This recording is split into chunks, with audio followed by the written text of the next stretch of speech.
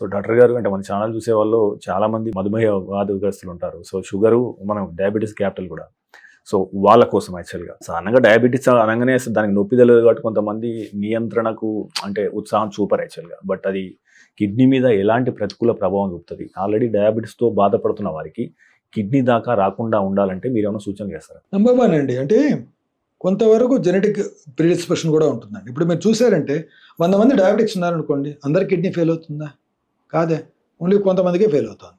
కొంతమంది 25 ఏళ్ళ నుంచి డయాబెటీస్ ఉంటుంది, వాళ్ళ కిడ్నీలు నార్మల్గానే ఉంటాయి. కొంతమందికి 5 ఏళ్ళ నుంచి డయాబెటీస్ ఉంటుంది, వాళ్ళ కిడ్నీలు పాడంటాయి. సో కొంతమందికి ఎందుకు ఇలా అవుతుంది కొంచెం ఎక్స్ప్లెనేషన్ కష్టం. సరే, అయిన వాళ్ళలో చూద్దాం. లాంగ్ స్టాండింగ్ అన్కంట్రోల్డ్ డయాబెటీస్ అనుకోండి, that definitely effects your kidneys.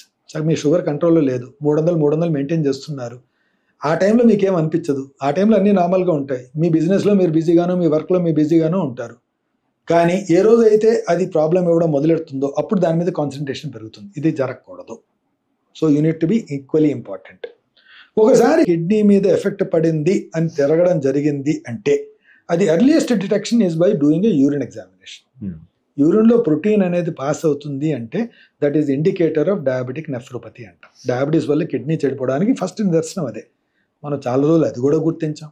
చాలా మంది అసలు షుగర్ చెక్ చేసుకుంటారు కానీ యూరిన్లో ప్రోటీన్ పోతుందా లేదు కూడా చెక్ చేసుకోరు. చాలా మంది కూడా చేయరు. సో అదొక ప్రాసెస్ అనుకుందాం. ఒకసారి కిడ్నీ ఎఫెక్ట్ అయిన తర్వాత క్రియాటినిన్ 2 వచ్చింది. 2 వచ్చేసరికి ఏమైంది? 50% ఆఫ్ ద కిడ్నీ పోయినట్టే కదా. సో ఆ 2 నుండి ఇంకా ప్రాసెస్ అనేది ఒక జగన్నాథ రజక్రాల్ లాంటిది. ఇది ఒకసారి మొదలైంది అంటే దీన్ని వెనక్కి తీసుకురావడం కుదిరే పని కాదు. మనం జరిగిందంతా ఏం చేయగలుగుతాం?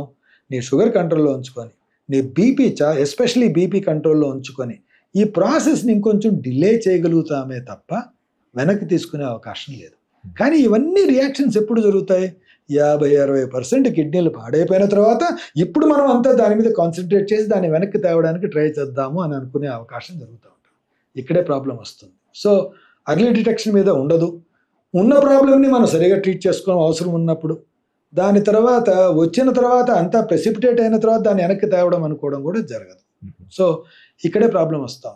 So that is the problem why ఈ డయాబెటిక్ నెఫ్రోపతిలో చాలా మందికి డయాలిసిస్ వరకు స్టేజ్ తొందరగా రావడానికి కారణాలు ఇవే. మీరు తీసుకునే అదే మందులు, అదే నాణ్యమైన మందులు, కానీ సగం ధరకే. అవును, మెడ్ ప్లస్ బ్రాండ్స్ పై 50 to 80% తగ్గింపు.